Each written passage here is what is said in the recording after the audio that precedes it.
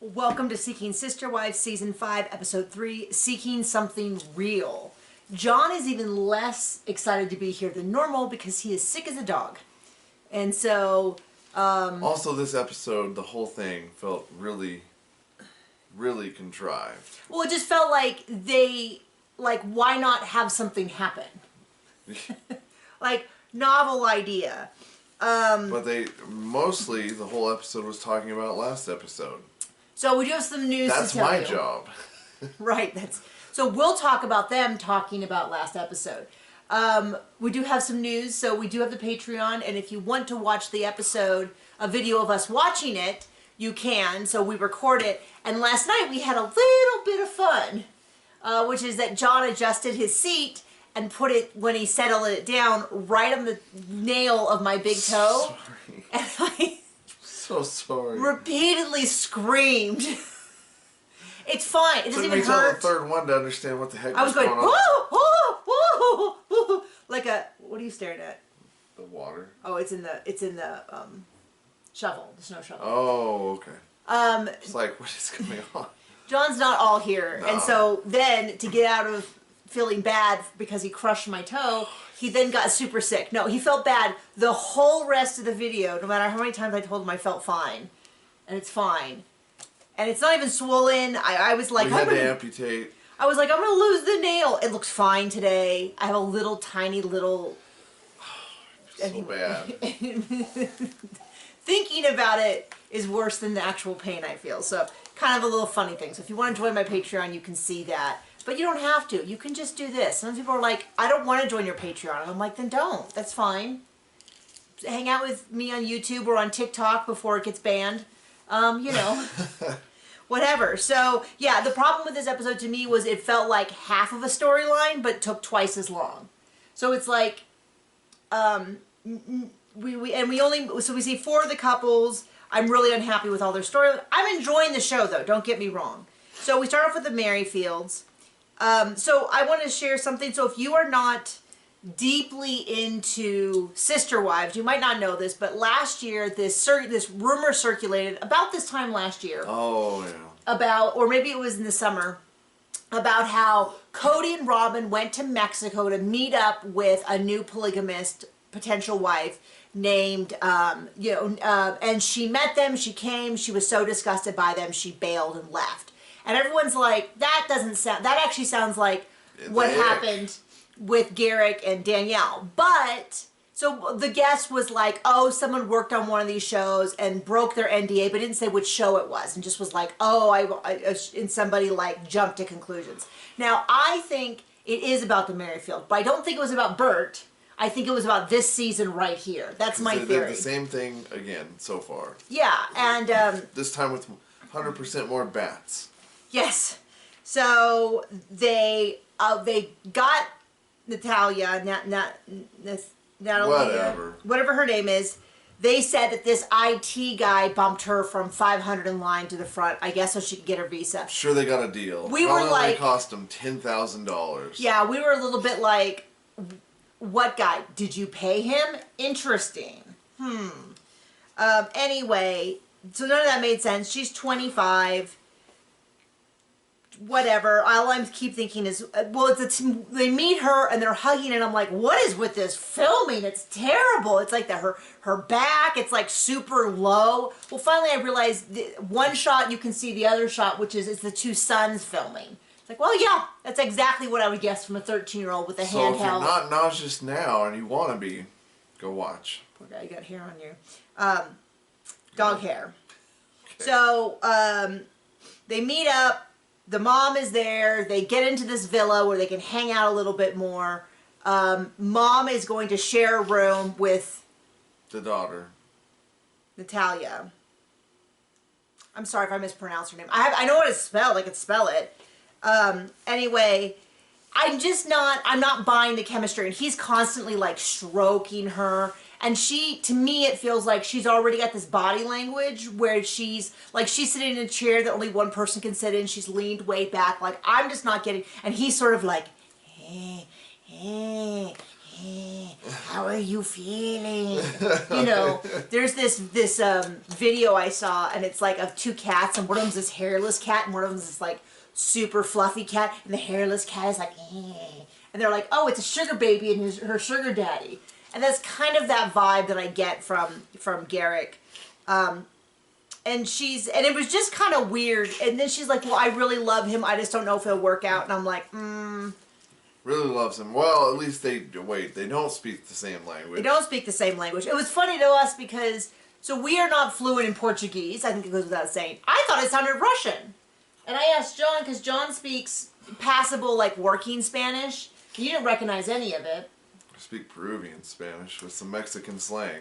Yeah, well, I didn't. I thought they would be close enough, like the way that Italian and Spanish is. And I'm sorry, someone's gonna be like, "You're such a blanket idiot." You're right. You're right. You should see her toe.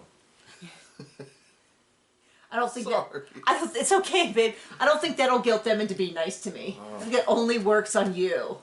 It wasn't that big of a deal, and it was really funny. We watched the video, I don't know, 4 or 5 It's times. funny after it wasn't. Anyway. And well, we were laughing even when we went back to filming. I had to pause the recording, and I was like, "John," and John's like walked off and left me, and I'm like, "John, I gotta turn off." I had a cramp in my leg. So I will be much more careful where my feet are. So they rent this villa. I'm like, "Oh, Mom's staying with her." They don't even really show Mom. I was like, "Where's Mom?" And I like spotted her in the background. She clearly doesn't want to be involved.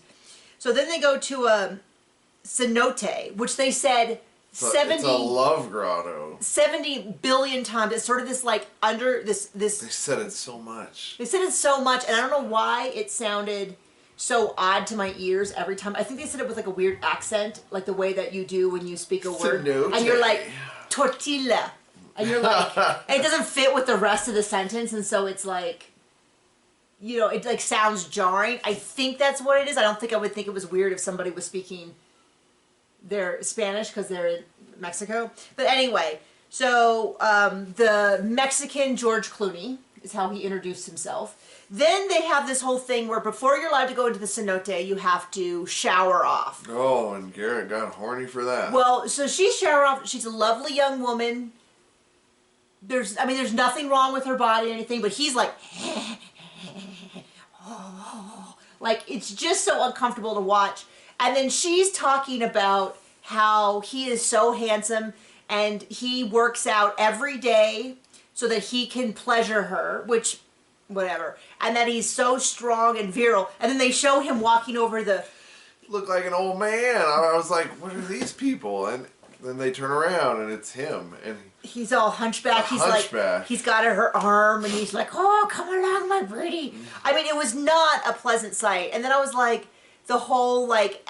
every night so I can pleasure you. I'm like, "Oh yeah, this is a real God-driven man." saying that to a woman he hasn't even met yet, let alone, because in his mind, just so you know, if you didn't see the earlier seasons, in his mind, once he's engaged, like he can just start banging him as much as he wants. And in fact, with Roberta, he wanted to try to have a baby before she even got her K-1 visa or they were married. And I was like, this is a nightmare. Okay, so nothing here is new. So they go into the cenote. They're having a great time. What the is two it? sons are the cenote. what? Cenote. They keep saying it. She said it. So I mean, it was like it gave. So then they get in. She sees the bats. She's out. She's like, "I don't want to get in with the bats." I understand. For those of you who haven't heard the story, which I think we were filming these when it happened. We both got rabies at a different time. Well, we have never confirmed if we got rabies. John had an Yeah, 'cause exposure. he didn't have a brain dissection, which is the only way to confirm that. Well, you So can you also, have to be dead. So, John, we had a bat fly into our house at like 4 a.m. and John caught it and disposed of it, and it was rabid. I was assured by the local CDC they hadn't had a case in over 30 years. It's not rabid. It was fine. And then they called me 2 days later. How are you feeling? It's like, well, I was better before the CDC called me. They're like, "Well, are you sitting down?" Yeah, well, it's like...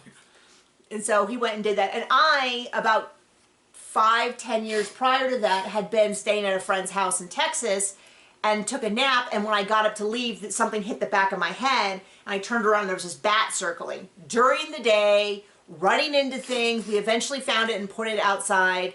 And it like didn't do so hot outside either. Something like 15 to 30% of all bats have rabies. 100% of the ones you come in contact with do. Yeah, like bats in general they're fine, they leave you alone. But if you encounter a bat and it like hits you, really bad sign. Go to see your doctor, and then they fly with their little mouth open. It's very rare to actually have a bite from a bat. Like they just, because I went to the doctor and my doctor was like, would you have a bite? And I'm like, well, I have no evidence, anything. I was very sick. I had a big fever though. It was like 3 days later, and a friend was like, oh, you know, I just read an article about bat exposure. You should go. So I went to the doctor, and he was like... An idiot. Well, he was like, you're fine, it's not a big deal, but I'll call our infectious disease doctor within our network, and I'll double check for you, which I do appreciate. And I happened to be in the room next to his office, and I could hear him through the wall, and I heard him go, oh, really? Oh, okay. Yeah, no, okay, yeah, wow, okay. And then like a minute later, it's like, well, we spoke to the hospital, they're waiting for you. You go straight in and you need to... Time for the needles. They're waiting for you. What's funny is I just realized I have such a clear memory of that. I have no clear memory of actually going to the hospital. Oh, I do. Our nurse friend said, oh, you're the one. Oh, it was really funny because... I'm getting somebody else to do this. No, it was really funny because... John had the same thing. Okay, go into your hospital right now, blah, blah, blah, blah, blah. So we walk in, and our friend at the time was a nurse. And so it was a very, very small hospital when John got his. And he was at the door, and we see her walk through the background and then do this. And she's like, John, oh, what are you doing here? Are you the rabies case? And he's like, yeah. She's like, I should have known. She's like, oh my gosh, we've been so worked up about this. You know, she's like, we've been doing research and everything because they obviously, based on the earlier comments, had not had a rabies case in quite a while. And so they were back there like Googling and doing their research, and we had to wait a really long time because... They only had keep half a dose at that hospital. Yeah, so the other half had to come from somewhere else. Yeah, really far away. The way they do it is they give you... a just in case. And then yeah, confirm with the animal. And then do the second half of that first treatment, but since we had already confirmed with the animal, you got the full dose. Yeah. It's very, very expensive, but definitely... So please, if someone encounters... Better than death. Yeah, better than death. Okay. We're still paying that off, so... That's a joke, kind of. Okay, so she does not want to get into the cenote. I didn't think it was that big of a deal. They kind of made it sound like... I don't know, like the level of... Well, this is the thing you need to know about Danielle. Danielle is... From the moment she meets these women, she's on the lookout to push them away. This happened with Bert. This happened with the gal that they briefly dated last year. And it happens with this one because she's all like, oh, you know, it's a real disappointment. She wouldn't go on the cenote with us. Such a disappointment. The cenote was so beautiful. The cenote was so nice. It was meant to be a family event in the cenote. And she didn't come in, and you know, it's a real disappointment. And I was like we can just... Like, she was standing by it. We know how much you're looking for. She was standing near it. Like, I wouldn't have been as freaked out by the bats unless they were, like, flying at my face. But I don't know, like, dark water that I can't see underneath. Like, I'm not great with water. Like, I'm not scared of... It's specifically water that things could come up from. I was one of those kids who was badly damaged by Jaws as a child. You know? Anyway, but they made it a really, really big deal. Don't worry about Garrick, though. He is Captain Horny Pants, and so he is like, she looks so good. She looks fine. There's nothing wrong with her. But, you know, so... And then Danielle starts talking about how she's not as close with her as she was with Bert. Bert and her were like an instant. And I think Bert always liked Danielle more than she liked Garrick. I think she put up with Garrick. And I don't mean that in a... Well, I don't mean that in a gay way. I mean that more of oh, Danielle and I could just be friends. And Garrick could, I don't know, work overseas. And that would be a great setup for me. So, you know, then she's like, well, I really hope that she doesn't hurt Garrick's feelings and all that. And they all kind of go to bed in their own day. And my note just says Danielle's throwing up roadblocks. Oh, I don't know if this is the one. Of course, Garrick's like, I don't really care. Can't wait to propose to her so I get to bone. Yeah, that's basically what he said. He's like, yeah, and once we're engaged, then we can just move ahead with the sex. And I don't know. I don't have bets or not about whether or not he'll get that far. I'm not really seeing it. I was really surprised he wasn't instantly like, okay, go, you know, I was surprised it was like, oh, I'm going to stay with Danielle, because last time he wanted nothing to do with her, but I'm guessing Mom's being there is a little bit of a roadblock. Bummer, killer. So next up, Davis, and this is what I said last week, which is everyone was like, I'm so glad she left, she's so glad she left. And I was like, I am too, but we've seen a lot of footage of her in the rest of the season with the family, so from a editing standpoint, it doesn't seem like it's going to last. And then, but this is the producer's saying like, so the producer's in the car. First of all, isn't that the producer has a 4 cigar a day habit, because his voice is like, Danielle, do you want to tell us about what's happening? I was like, okay, that's disarming. And the filming is like crazy. It's like he was kidnapped by her. It's like they took the Merrifield's kids and had them. It's like film. Oh yeah, okay. I was like, what? Because I was gonna make a comment about how it looks like a kidnapper filming someone that they have kidnapped and is making them drive, because it's like super sketchy and all that. So he talks to her about, what are you feeling? She gives what I feel is extremely well balanced. She's not like, they're such jerks, I don't want them. It was more of like, I love them deeply, but I don't know if this is the lifestyle for me. They're really eager to date, and I don't know that I'm ready, and so I removed myself so I could think about it. And I was like, good for her. So would you be willing to meet and talk about it? And I really felt like it was going like, this feels like one of those like cult videos where like, how about if you go back to Master Moonshine and just talk to him a bit about why you left the cult? Like, it almost feels, feels unethical, because she's so much younger than him. She's definitely willing to do that. So then the next time we see her, sure enough, they're like, great news, Danielle's decided to move back into the house. And I'm like, oh, jeez. Are you kidding me? And I'm like, I knew this was going to happen. I said it repeatedly in different videos this week. I thought it was going to happen. But I was still so deeply disappointed. I'm hoping it doesn't last. I think the big block is that they want her to marry the next person. She doesn't even want to date, and they're like talking about her being legally bound to someone. And I don't think she's going to do that. I could be wrong, but based on who she is right this second, I don't think she's going to do it. So they sit down for dinner. The world's most uncomfortable. It really does feel like this is one of those hostage situations, like one of those elaborate... talk about dinner, and then they have the most forced conversation about food I've ever heard. Well, yeah, exactly. Well, we're going to grill this. Oh, you're going to grill the asparagus and not the strawberries? What a radical choice. Yeah, I got it. But it definitely felt to me like, did you ever watch, well, yeah, I know you did, Criminal Minds? Yeah. And they'd always have, like, the killer would have these elaborate, like, he kidnapped 3 girls, or that one where she kidnapped 3 of them and made them be her dolls that her dad gave her after he abused her and stuff. It felt like one of those, like, forcedly odd conversations where you're like, under what circumstances did she say, like, this is really what I want? It was sad, though, when she talked about Vera, who's the baby, and saying goodbye to the baby. I was like, just a little bit of extra manipulation there, using the child. Like, you're not going to be able to see the child again that you've seen since she was born if you leave.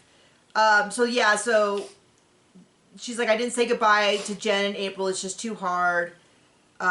Anyway, so they go back. They have this thing. They're all having this limp little salad that looks like no one's actually eating. And then he's like, I just want to make sure we're all on the same page about dating. And I thought, I'm not even in that household and I know how she feels. She has said it repeatedly, and she says it again. I'm just not ready to date. And then she runs off crying, and then they stop. And then, yeah, I mean, and you go, you just don't want the same thing. Let her go. It's really kind of, it's gross to watch her, to have her be, and she's only 25, and I do feel like a big age gap here, and 3 against 1. Really gross. I mean, that family's always kind of icked me out. Other people are like, they're the healthiest of the families. And I'm like, okay, we don't really need, when the bar's in hell, we don't really need to argue about who's 3 feet above the other. I'm just going to stick with the general, like, no, they're kind of a gross family. They have a weird culty dynamic. The dude is nothing to offer. She's clearly not interested anymore, and now they're pressuring her in a way that I think is gross. Okay. So then we go back, we meet a new family. The Ryan family, Becky and Justin. They got married when he was 19 and she was 16. So we're off to a great start. Not super... Super healthy for this show. Yeah. Well, and I'm not saying it's immoral. I don't think it's illegal. I don't know. But it definitely is a little like, ooh. Clearly not in the state they were in. Ooh. But in some of them. So, her father ran a church that was polygamous. They never really clarified if it was any particular religion. But it was a cult. But it does sound like that. I mean, I don't know. He had several wives, and she's one of 6 kids. Oh, she has 6 kids and 4 at home. But what she kind of explains, and this seems to be very common across the board with polygamous families, which is daughter thinks it was this great thing, but there's all these red flags about mom. She's like, mom was kind of a loner and never really got the amazing bond from her sister wives. And I'm like, was it because mom was a loner, or was she kind of coerced into this? Like, I'd like mom's opinion on this. I'd like to hear from mom about this. And they show pictures, and it looks like the mom is wearing some of the more fundamental outfits with like head dressing and stuff. I don't know how to describe it because I don't know, but I'm kind of getting some weird vibes off of this. But they're trying to be like, we're cool polygamists. She says they've been trying to live this lifestyle for 25 years, and as near as I can tell, it has not worked once in that time. They didn't really expand. So then they are forced into a completely convoluted... Well, we forgot Stephanie. Oh. So they explain that they have been courting someone, but Stephanie has a lot of anxiety. And we're not sure if she's imaginary or real. So, and her anxiety is about this is not an acceptable lifestyle. So their thought was, we will solve this by going on TV and mentioning her. They do blur out her face, but it does seem like, hey, you know what? Because I was like, I just pictured this whole scenario where Stephanie has told someone. Somebody's going to Photoshop it and crop it down to the picture and then reverse image search, and they're going to know exactly who Stephanie is. Yeah, or my thought was they're going to be like, someone's going to be like, hey, that guy you told me you were dating, you said his name was Justin? So there's this dude, Justin, who looks just like him on TV last night talking about a Stephanie who was going to join a polygamous family. Was that you? And she's going to be like, what? What? No, that must be, I don't know, what? You want another cigarette? I don't know, I made some weird voice and it like got to me. Anyway, so they're like, well, we really like Stephanie, but we're going to try dating instead. I'm like, oh, well, that's definitely the way to soothe her concerns about attention and everything. So yes, then they go out. They've never done this before. They've only used dating websites. They're going to go to a random, completely empty bar at the time. Completely empty place. To try to hit on women. And I was like, this definitely feels like production was like, well, you got to go do something. Because watching you surf the internet is not going to be very interesting. So and then the plant at the bar. Yeah, I mean, to me, it definitely felt like this woman knew she was going to be approached. Really cute. I mean, cute girl, no doubt about that. But they approach her with, she has 2 people she's sitting with that just, like, pretend that they're not... With her? With her all of a sudden. When she comes up to her, Becky goes up to Desiree, which is, we find out is her name, and goes, you're really are you single by chance? Do you want to date my husband? And she's just like, what? And I definitely felt like she was like, this is my moment to be on TV. But what the hell are you talking about? Like, it definitely felt like she was like, oh, I want to be on TV. I want to go on a date with, I don't want to go on a date, but I'm willing to do whatever it takes to be on TV. Because she's like, I mean, she was really cute. I could see her being like, I'm going to be an actress.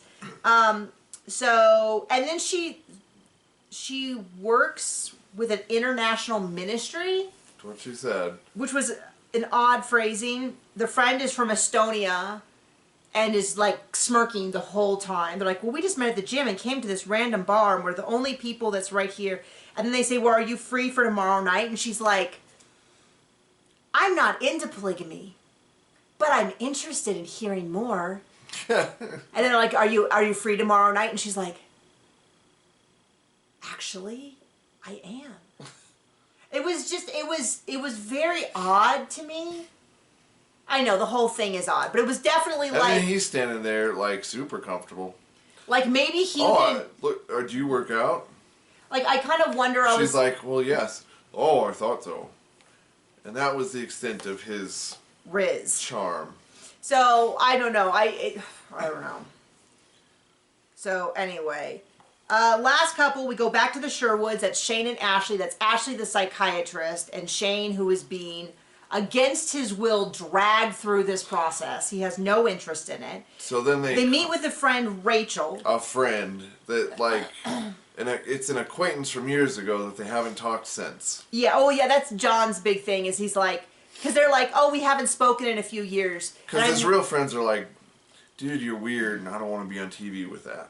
Yeah, or they don't have any. So that Rachel, who they met at a competitive beer pong tournament, a super normal thing. Remember, Shane and Ashley met up at a competitive axe throwing thing. And I cannot, those who do competitive archery cannot throw stones. So I'm not saying that, but it feels like... But we will anyway. It feels like one of those forced cool things. You know, like... I don't know. Maybe it's a much bigger thing than I think. But it just felt like we're going to get our cool friend. They haven't seen each other in... At least 2 years. I thought she's... I don't know why I wrote that. Oh, that's when they met. And then they're discussing this thing with Grace, and he explains to her about... He's like, oh, she was the makeup artist. You were in the bridal suite, so you probably saw her. And I thought, was she one of the bridesmaids? Like, that was kind of weird. But anyway... And basically, they're like, yeah, this sounds like a bunch of red flags. It was weird to me how many people online were like, oh, Shane was so rude during that conversation. And I kind of thought, you know, when we watch the show and the first wife starts to have problems with the potential second wife, usually people are behind that. And they're like, yeah, because the guy is being a horn dog. But I feel like This is not the case. Well, I feel like people are kind of like, oh, the man. Some of the people are like, the man has to automatically be the problem. I'm like, he's clearly being dragged, kicking and screaming into this. I feel like he gets a little bit more grace than the person who. I don't know. I didn't think he was that rude, given the fact that he seems to be very clearly communicating that he is not comfortable with this. So and it's not even, and this is the other part, the fact that they keep lying to us over and over again about what's happening. Because first they were like, well, she's going to meet someone and have a connection, and then this will be another partner for Shane. But now they're saying, no, she'll have two partners, and then him and the other person just have to get along. I was like, okay. Which is also funny to me because it's like, the rest of the family, they're like, oh, this will be like a built-in best friend. And they don't even pretend that Shane and this new person are going to be friends. They're just like, they'll just have to deal with it. It's like, oh, that sounds like a great deal for them. So then for as much as this talk about, oh yeah, red flags, this, that, like, I hope she breaks up with him. And I'll be like, and if she doesn't, I'll be like, what the hell? Yeah, that's his big, if she doesn't do it. So then they're in bed together and she's like, yeah, after a while, I've decided to break up. Shane and Ashley are in bed, not. Yeah. Okay. So then they decide, yeah, what John said. They're not, she's not going to move forward with Grace after all. So nothing was contrived about all of that. Huge, long text message that sounds like she's leaving a job. And then huge text message back. They're now broken up. We're going to meet someone new named Sarah, I think, next week. I think that's who it is. Yes. So that's it. That's the episode. How are you feeling, babe? Not so hot? Rough. Yeah, I feel kind of nauseous. So I guess we're going to go take a nap and lay down. Thank you for joining us. Yeah, I don't have any wise parting words. Bye.